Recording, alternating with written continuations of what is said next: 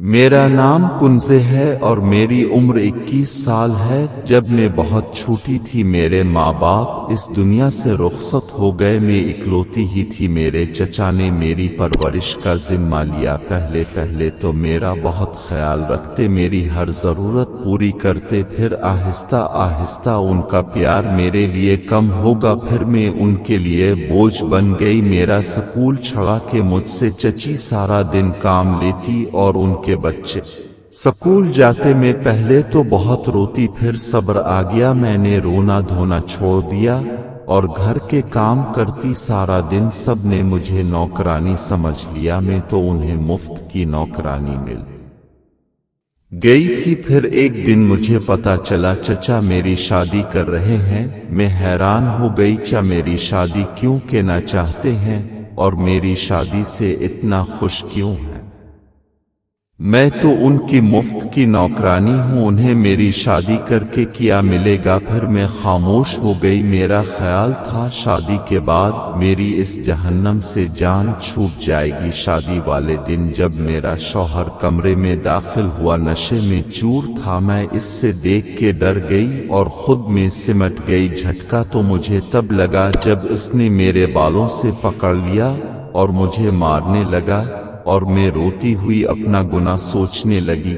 مجھے کس کی سزا مل رہی ہے؟ چچا کے گھر باتوں سے وار کر کے مجھے زخمی کیا جاتا، ذالحانی طور پر مجھے مارا جاتا، پر یہاں تو مجھے جسمانی طور پر بھی اذیت دی جانے لگی۔ میں خاموش ہو جاتی اور سوچنے لگتی، آخر چچا نے میری شادی اس شخص سے کیوں کی ہے؟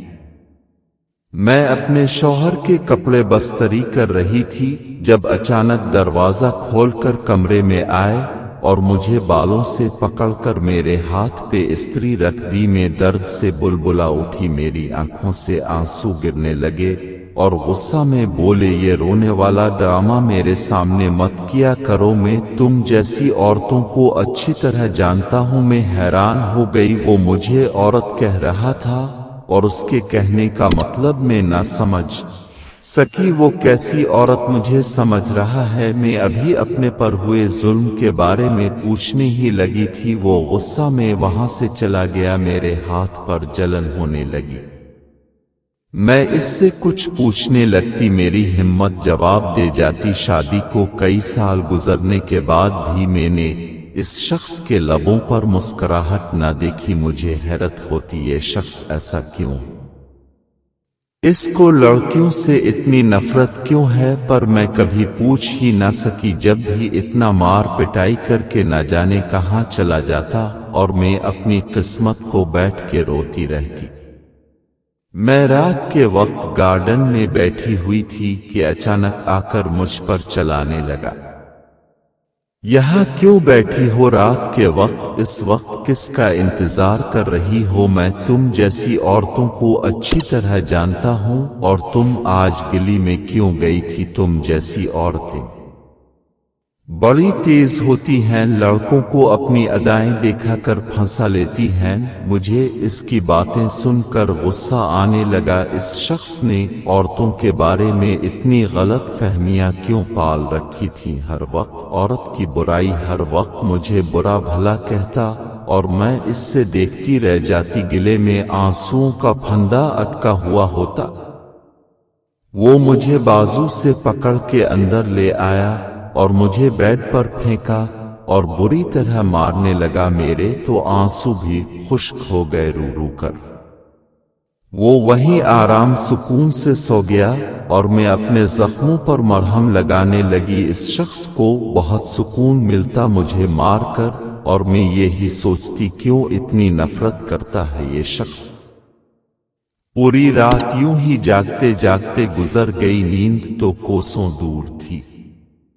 صبح ہی صبح طبیعت خراب ہو گئی، مجھے لگا رات جاگنے کی وجہ سے خراب ہے۔ میں معمول کے مطابق کام لگی رہی۔ رات کے وقت میرا شوہر گھر آیا اور میں نے اس کے آگے کھانا رکھ دیا۔ وہ غصہ میں بولا، یہ جب بھی میں گھر آتا ہوں سامنے کھانا رکھ دیتی ہو اور کوئی کام نہیں ہے، میں کوئی گھر میں کھانے آتا ہوں۔ وہ غصہ میں بولا، میں نے پہلے دفعہ ان کے سوال میں جواب دیا، کھانے کے علاوہ مارنے بھی آتے ہیں، پر میرے خیال میں بھی نہیں تھا اس شخص کو میری بات پر اتنا غصہ آئے گا۔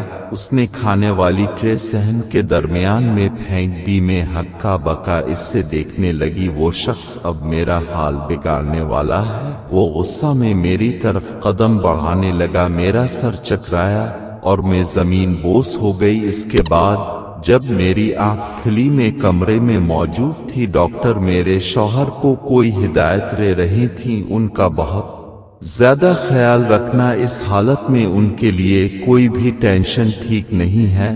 میں سوالیہ نظروں سے اپنے شوہر کو دیکھنے لگی، پر ڈاکٹر نے جو اگلی بات کی مجھے ساری صورتحال سمجھ آ گئی۔ ڈاکٹر کہہ رہی تھی اگر کوئی ٹینشن دی تو ان کے ساتھ ساتھ ان کے بچے کی جان کو بھی خطرہ ہوگا۔ ڈاکٹر کی بات سن کے میرے لبوں پر مسکراہٹ آ گئی اور میں اپنے شوہر کو دیکھنے لگی۔ میں نے پہلی دفعہ اس کے چہرے پر غصہ نہ دیکھا، مگر غصہ نہیں تھا تو مسکراہٹ بھی نہیں تھی، بس وہ خاموشی سے ڈاکٹر کی باتیں سن رہا تھا۔ تھوڑی دیر بعد ڈاکٹر چلی گئی تو وہ بھی باہر چلا گیا اور مجھ سے کوئی بات نہ کی۔ میری مسکراہٹ ایک دم سمٹ گئی اور میں بلا وجہ اپنے ہاتھ دیکھنے لگی۔ میرے ہاتھوں کی لکیروں میں شاید کوئی خوشی کی کیئر ہی نہیں تھی۔ میں نے اپنے گرنے والے آنسو صاف کیے اور سوچنے لگی کہ گھر میں اور اس گھر میں کتنا فرق تھا۔ کچھ زیادہ فرق نہیں تھا۔ مجھے یہ جاننا تھا چچا نے میری اس سے شادی کیوں کی؟ جو شخص عورت ذات سے اتنی نفرت کرتا ہے اور اتنی نفرت کیوں کرتا ہے؟ میں پوچھتی بھی کس سے، میں تو کسی کو جانتی تک نہیں تھی۔ کون مجھے بتاتا اس شخص کے بارے میں؟ یہ تو تنہا ہے، نہ اس کی کوئی ماں، نہ باپ، نہ بہن، نہ بھائی، صرف ایک یہ ذاتم شخص پر میں خوش تھی۔ کوئی تو تھا میرا، چاہے جیسا بھی ہو۔ میں اپنی سوچوں میں گم، نہ جانے کب نیند کی وادیوں میں چلی گئی۔ صبح جب آنکھ کھلی تو میرا شوہر گھر پر موجود نہیں تھا۔ میں اٹھی اور فریش ہوئی، ابھی میں نے ناشتہ کرنا ہی تھا کہ ہمسائی آ گئی۔ مجھے حیرانگی ہوئی، پہلی دفعہ کوئی عورت میرے گھر آئی تھی۔ اس نے مجھے بتایا میں ساتھ والے گھر رہتی ہوں، پھر عجیب سے بات کہہ گئی، بہن اپنے شوہر کو اپنے قابو میں رکھو۔ میں حیرانگی سے اس جاتا ہوا دیکھنے لگی، میرے شوہر نے کیا کر دیا ہے جو میں اس سے قابو میں رکھوں؟ زندگی گزرنے لگی، میرے شوہر نے مجھ پہ ہاتھ اٹھانا چھوڑ دیا تھا۔ وہ خود بھی گم سم سا رہتا، پر یہ میری حیرانگی زیادہ دن نہ کی اور اگلے دن ہی مجھے تھپڑ پڑ گیا۔ پر میں کر بھی کیا سکتی تھی؟ بلا وجہ اس شخص کا غصہ اور بلا وجہ مجھے ذلیل کرنا شاید اس شخص کا مشغلہ تھا۔ اس شخص کے ساتھ اتنے سال بتانے کے بعد بھی اس سے سمجھ نہ سکی وہ کیا۔ میں رات کے وقت گارڈن میں ٹہل رہی تھی، ابھی تک پھیرے سرتاج جی گھر نہیں پہنچے تھے۔ مجھے نیند آنے لگی، میں کمرے میں چلی گئی، پر میں ان کے آنے سے پہلے تک سو بھی نہیں سکتی تھی۔ ویسے ہی بیٹھ کر اپنی گزری زندگی کے بارے میں سوچنے لگی۔ مجھے تو یاد بھی نہ آیا کب میں کھل کر مسکرائی تھی۔ چانک سے دروازہ کھلا، مجھے لگا میرے شوہر آ گئے ہیں۔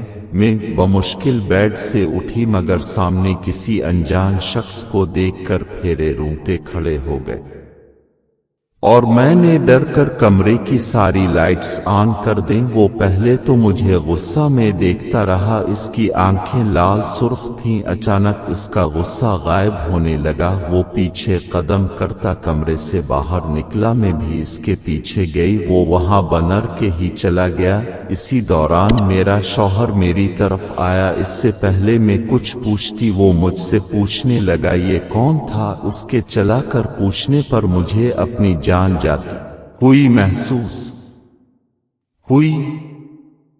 میں نے نفی میں سر ہلا کر کہا ہم میں نہیں جانتی، مگر اس شخص نے اتنے زور سے تھپڑ رسید کیا میری آنکھوں کے سامنے اندھیرا چھا گیا اور وہ چلا چلا کر مجھے برا بھلا کہنے لگا۔ شاید وہ ہوش میں نہیں تھا، مجھے بری طرح مارنے لگا۔ اس نے مجھے بولنے کا موقع ہی نہ دیا اور خود ہی بولتا گیا، تم جیسی لڑکیوں کے نہ جانے کتنے یار ہوتے اور نہ جانے کس کس سے چکر چلایا ہوگا تم نے۔ اس نے مجھے بازو سے پکڑ کر گھر سے باہر نکال دیا اور غصہ میں کہا، اس گھر کے دروازے ہمیشہ کے لیے تمہارے لیے بند ہو گئے ہیں، جہاں مرضی جاؤ، بلکہ کہاں جاؤ گی؟ اپنے اسی یار کے پاس جاؤ گی۔ اس نے یہ کہہ کر میرے منہ پہ دروازہ بند کر دیا اور میں بے بسی سے روتی رہی، دروازہ کھٹکھٹاتی رہی، پر دروازہ نہ کھلا اور نہ ہی میرے لیے کھلنا تھا۔ میں سڑکوں پہ در بدر پھرنے لگی، کہاں جا سکتی تھی؟ چچا کے گھر بھی نہیں جا سکتی تھی، کیونکہ اس گھر میں جانے سے اچھا میں مر جاتی، پر میں اپنے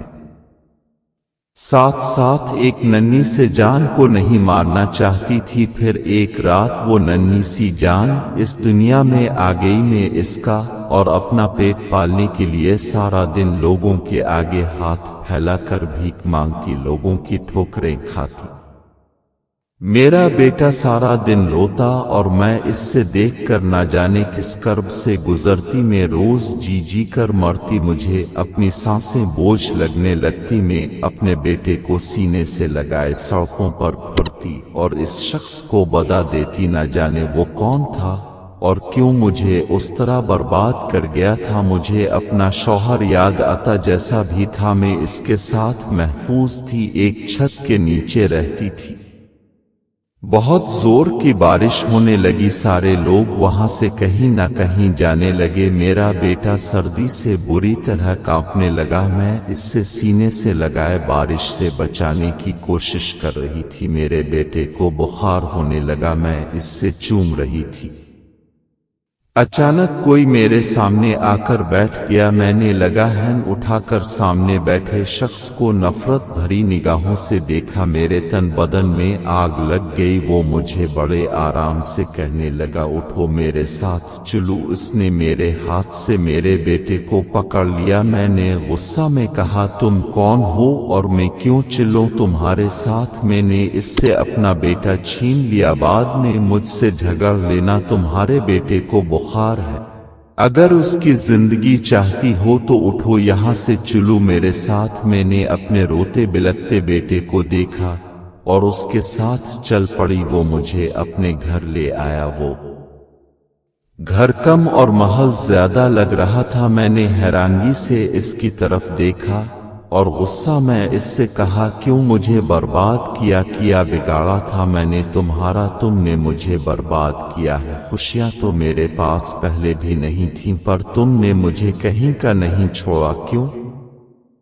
میں نے اس کا گریبان پکڑا اور پوچھنے لگی، مگر وہ آرام سے وہاں سے چلا گیا اور تھوڑی دیر بعد آ کر مجھے کپڑے دیے اور کہا، اپنے بیٹے کے بھی بدل دو اور اپنے بھی بدل لو۔ وہ یہ کہہ کر رکا نہیں اور وہاں سے چلا گیا۔ میں نے کپڑے چینج کیے اور اپنے بیٹے کو سلانے لگی، تھوڑی دیر بعد پھر وہ آیا اور بولا، میرا نام کاشان ہے۔ میں نے غصہ میں کہا، میں آپ کے نام کا کیا کروں؟ اب میر ساتھ آئیں اور میرے شوہر کو بتائیں، ہمارے درمیان ایسا کچھ نہیں ہے۔ میں اس کا ہاتھ پکڑے باہر کی طرف جانے لگی، مگر وہ وہیں کھڑا رہا اور بولا، تمہارا شوہر اس دنیا میں نہیں ہے، وہ خودکشی کر چکا ہے۔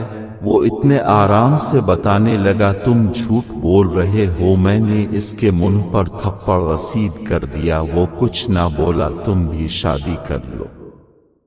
پھر اس نے کہا، اس کی بات سن کر مجھے غصہ آ گیا، تم کون ہوتے ہو میری زندگی کا فیصلہ کرنے والے؟ مجھے کیا کرنا چاہیے اور کیا نہیں؟ تم نے میری زندگی برباد کی ہے، میں تمہیں کبھی معاف نہیں کروں گی۔ میں نے نہ جانے اس سے کھڑے کھڑے کتنی باتیں سنا دیں، پر مجھے حیرانگی ہوئی، وہ شخص اپنے آنسو چھپاتا ہوا وہاں سے چلا گیا۔ دن گزرنے لگے، وہ شخص میرے بیٹے سے بہت محبت کرتا، اس سے کھلاتا اس کے لیے کھلونے لاتا اور میں اپنے بیٹے کو اس سے دور رکھتی۔ وہ مجھے ایک ہی بات کہتا شادی کر لو، پر میں اس کی بات کا جواب نہ دیتی۔ میں اکثر اس سے تنہائی میں روتا ہوا بھی دیکھتی، وہ بہت کم مسکراتا۔ تم اگر کسی اور سے شادی نہیں کرنا چاہتی تو تمہیں مجھ سے شادی کرنی ہوگی۔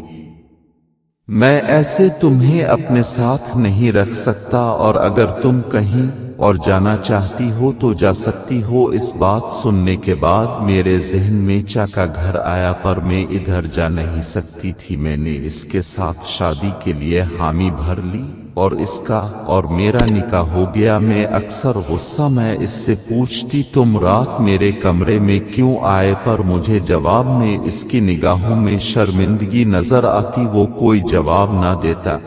ایک دن میں اچانک سیڑھیوں سے کر گئی، اس کے بعد وہ میرا بہت خیال رکھتا، پوری رات میرے پاس بیٹھا رہتا، میرے بیٹے کو کھلاتا۔ میں نے اس سے بے بسی سے کہا پلیز خدا کے لیے مجھے سچ بتا دو۔ وہ نگاہیں جھکا کر بولا تمہارے شوہر کو لڑکیوں سے نفرت تھی، کیونکہ اس سے کسی لڑکی نے دھوکہ دیا، اور پھر تمہارے شوہر نے تمہیں تمہارے چچا سے خریدا۔ وہ اپنا سارا غصہ تم پر نکالتا تھا۔ ایک دن ایسے ہی میرا اس سے چھوٹی سی بات پر جھگڑا ہوا، کام کی وجہ سے، کیونکہ وہ میرے پاس ہی کام کرتا تھا۔ مجھے نہیں معلوم تھا اس نے اس چھوٹے سے جھگڑے کو اتنا بڑا کر دیتا ہے۔